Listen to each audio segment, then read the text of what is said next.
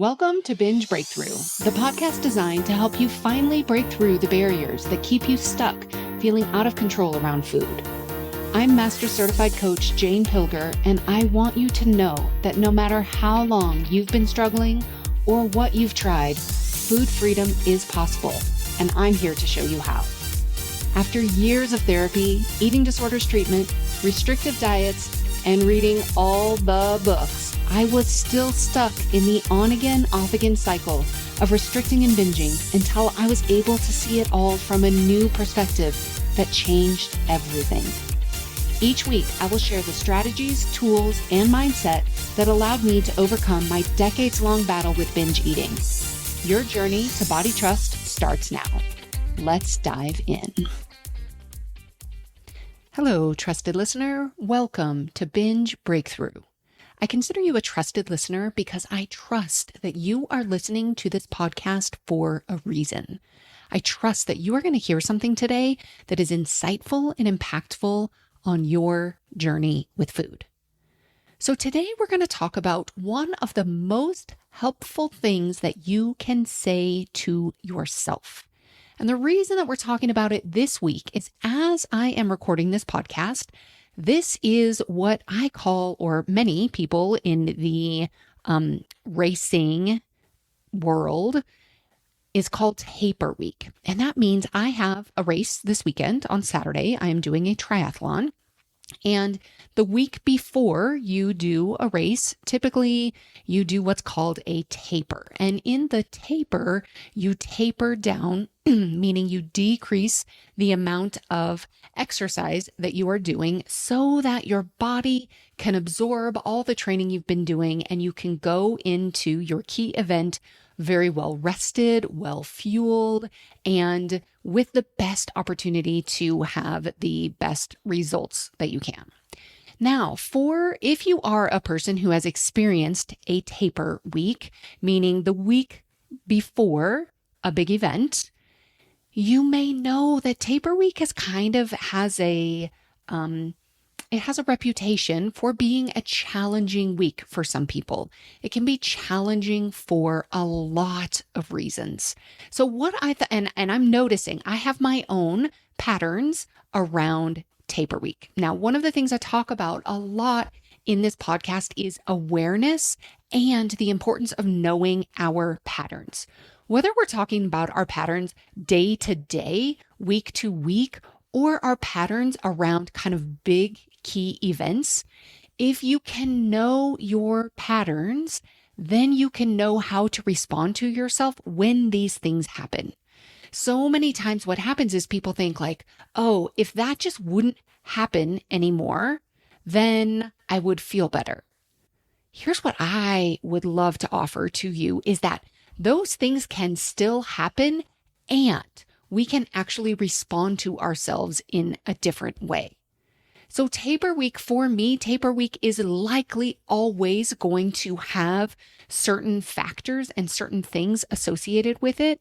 But if I can bring in this very helpful thing that I can say to myself during a taper week, then I can change my experience of what my patterns are typically in a week. So I want to tell you a little bit about how this shows up for me specifically in taper week, but then I will also help you figure out how can you apply this concept to your own life and your own patterns and the big things and the big events that happen in your life that can create some challenging moments for you.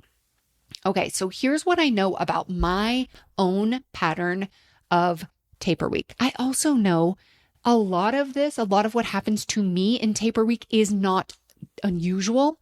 I've done enough talking to other people, enough research about it, that I know that most people experience kind of some crazy things physically and emotionally the week leading up to a race. And so I know that this is my pattern. I also know there's nothing unusual or weird. I'm not broken because this happens to me. So here's some of my patterns. Often my body feels really bad. I might be really tired, like extra tired. I might feel extra hungry. I might have little aches, little niggles in, let's say, a certain part of my body that has not bothered me at all before. Like all of a sudden, last night, for example, last night, I woke up in the middle of the night to go to the bathroom and I thought, oh, my knee hurts. Now, this is a knee. This was my left knee. My left knee never bothers me. And here I was in the middle of the night with some random left knee pain.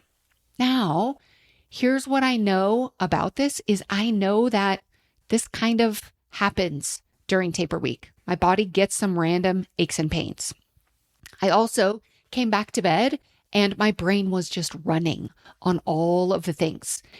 A little bit about the race, a little bit about work, a little bit about all kinds of things. I had a very difficult time going back to sleep. Now, I have done this enough that I know how to respond to my brain in the middle of the night when my brain wants to keep going and I would love to really be sleeping. I have things that I say to myself. I have a meditation I turn on in the middle of the night. I really do the best I can do to really relax myself and remind myself that nothing has to be figured out tonight. This is really just for rest. Overall, I generally in taper week, I feel time scarcity. I feel like, oh, there's so much to do. There's not enough time. I need to pack. I need to do this. I need to make my plan. I get a lot of kind of scarcity around time. In general, what's interesting about that is I often have more time because I'm training less. So there's more time to kind of think or to kind of worry about things or whatever it is. There's more time. So it's kind of like I actually have more time, but I feel time scarcity. And overall, my nervous system is more activated. So I'm kind of noticing aches and pains that I wouldn't normally notice. I might be comparing myself to other people, whether it's other people I know who are going to be doing this race, whether it is even comparing myself to prior times where I have done this race or this similar distance of race. I start worrying about what might happen. Will I be able to do this? Will I be able to, reach my goals? So these are the things I just know this is what happens during taper week. So what do I do about it? This is one of the most helpful things that you can say to yourself. I first heard this from Kara Lowenthal, who is an amazing person who has an amazing new book out called Take Back Your Brain. I highly recommend it if you do not know about it. But Kara Lowenthal has this concept called this is the part. And so what you can say here is, oh, this is the part. So I'm gonna pause my story and tell you a little bit more about this concept. This is the part. You know how when you're watching a scary movie, often if you're watching a scary movie and the bad guy comes into the house and he's chasing the girl and the girl runs upstairs, right? You kind of know, oh yeah, this is what happens. This is the part. And the very first time you watch that scary movie, maybe you get really scared. You don't know what's going to happen. You don't know, is he going to catch her? What's going to happen? Is this person going to survive? Are they going to get out? You're really kind of scared. Then you watch the movie the next time and you're like, maybe there's still a little bit of emotion there, but you're like, oh, this is the part. This is the part where she runs upstairs and he runs up after her. This is the part where she goes in the closet. But at this point, you know she's going to get out of the closet or not. You know what's going to happen. And if you've watched this movie many, many times, you know exactly what's going to happen. And a lot of the energy and the emotional excitement, worry, fear, uncertainty, all of that is gone. It's like, oh yeah, this is when that happens. So we can do this with our brain, and we can do it particularly when we have times and patterns of thinking or behaving that we know are likely to repeat themselves. So now, as I come back to my own personal example of taper week, I can say, this is the part where I start feeling kind of random aches and pains, especially in the middle of the night. This is the part where I start comparing myself. This is the part. So what I love about this is the part is that it reminds me nothing has gone wrong here. This is what always happens. It's always this way. So I can see, I actually know what to do. I've done this enough. This has repeated itself enough. Oh, yeah. You know what happens often? I get these random little aches and pains during the week, and I never feel them on race day. This is just part of it. So I can kind of dismiss it. Oh, yeah, it's just kind of like just a thing in the system. Yes, I know that I am more likely to start comparing myself. Now, if I allow my brain to compare myself and to go down that rabbit hole, I will feel inferior. But I've learned when I start comparing myself what I can do to start putting my attention on the things I want to create. I can remind myself about previous times when I have started comparing myself. I have been worried and what I did to shift my thinking, to shift my focus. So then I can think, oh, it's always this way. Often. Now, I don't have as much energy and as much kind of fear and worry in this taper week, but I'm never going to come into a taper week entirely calm and just not worried about anything because this is important to me. This race is important to me, and I will 100% be out of my comfort zone next weekend during the race. So of course my brain is going to be a little more activated. Of course, my brain that wants to seek pleasure, avoid pain, and use as little energy as possible, of course, it's going to be a little more heightened. There will be energy consumed this weekend through this race. I don't know how it's going to go. I will be out of my comfort zone. I want to be out of my comfort zone, and my brain is going to come along for the ride. So I know that this is just part of it. This is the part leading up to a race where these things happen. I know what to do. I know how to respond to myself. And I also know for me what helps.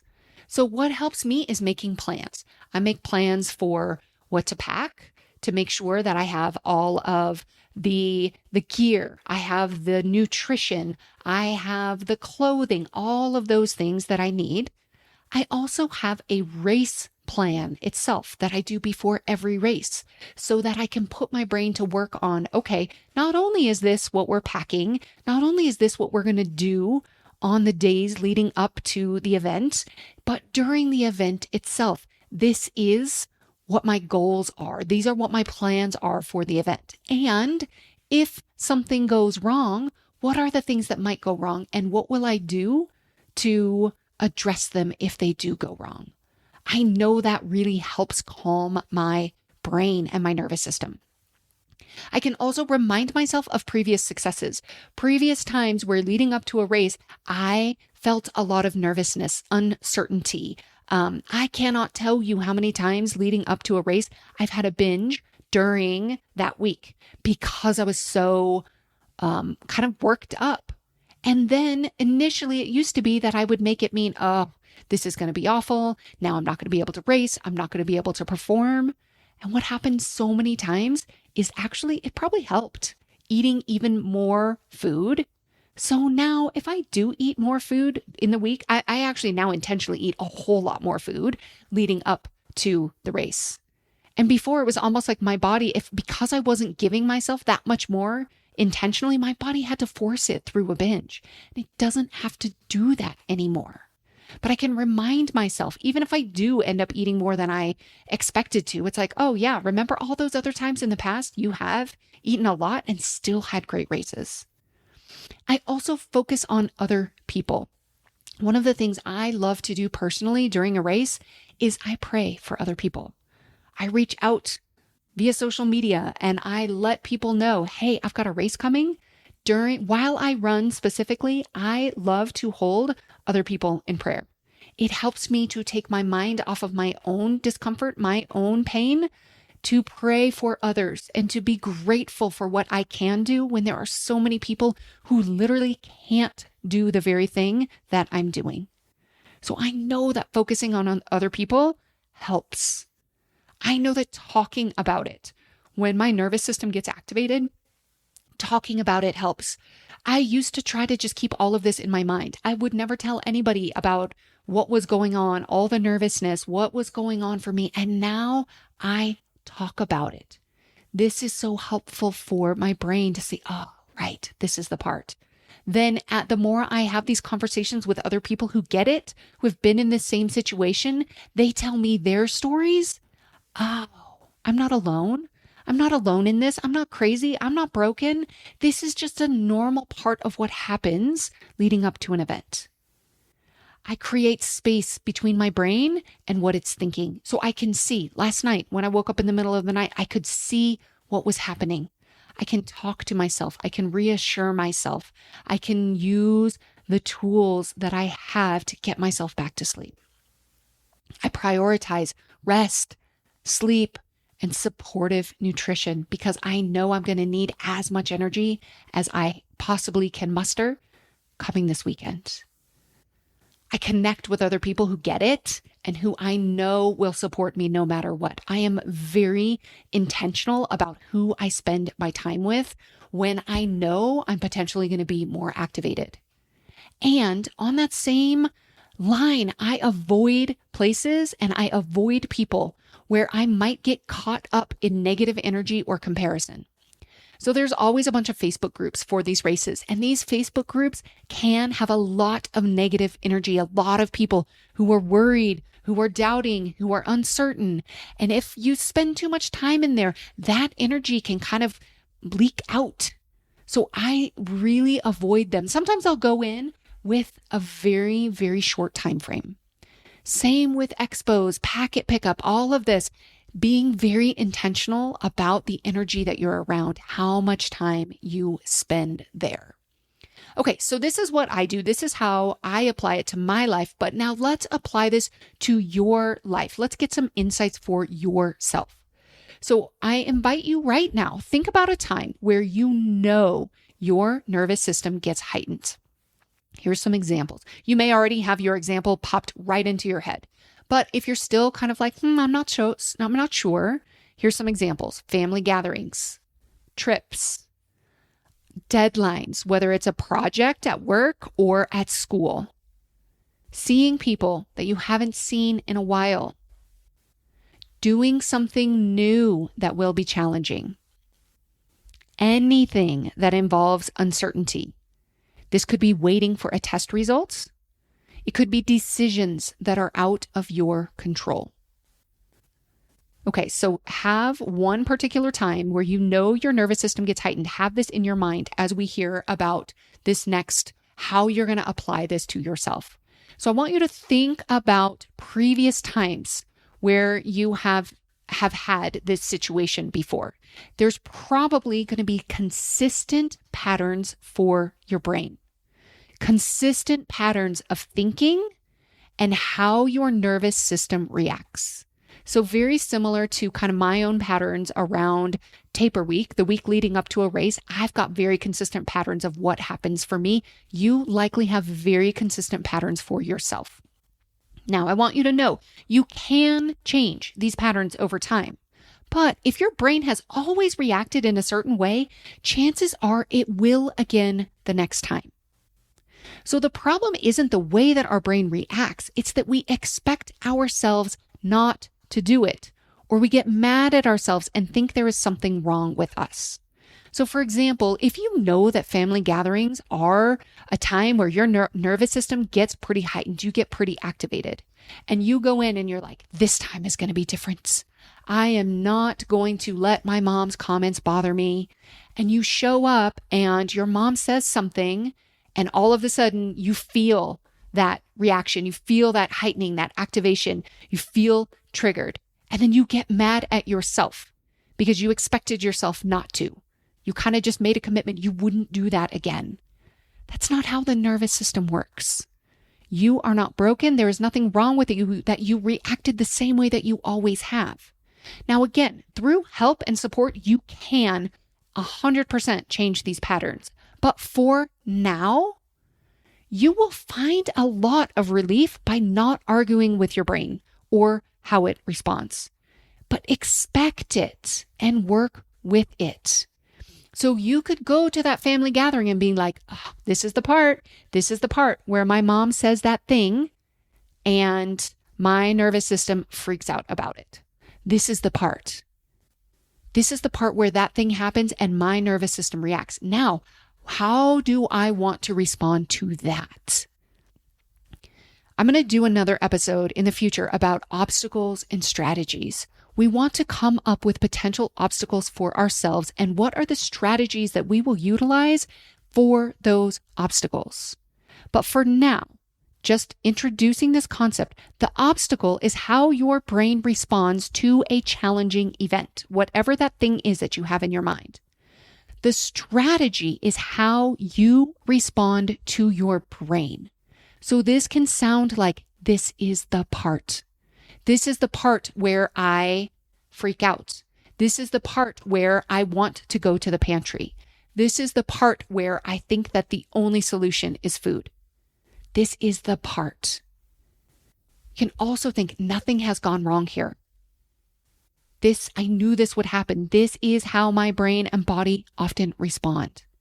And we can also think I can support myself through this. So I want to refer you to two previous podcast episodes. One is Permission to be Human. And another one is one that I did around the holidays where you can come up with, if family gatherings is a challenge for you, there's a breakthrough bingo card that you can download to help you in challenging situations, really around any of this. You could create your bingo card for any challenging week as a strategy to go through where you know your nervous system might be heightened. So I will reference that podcast episode also in the show notes. Over your lifetime, you will have so many opportunities to put this one into practice. So come back to this episode often and just be aware of your own patterns. This is the part is one of the most helpful things you can say to yourself. So give it a try, and I would love to hear how it works for you. I know I will be using it a lot this week, and I invite you to do the same. That's what I have for you today. I'll see you next time. Thank you for listening to Binge Breakthrough. If you want to understand why you feel out of control with food sometimes, I've created just the thing for you. Discover the number one reason why and get 3 things you can do today.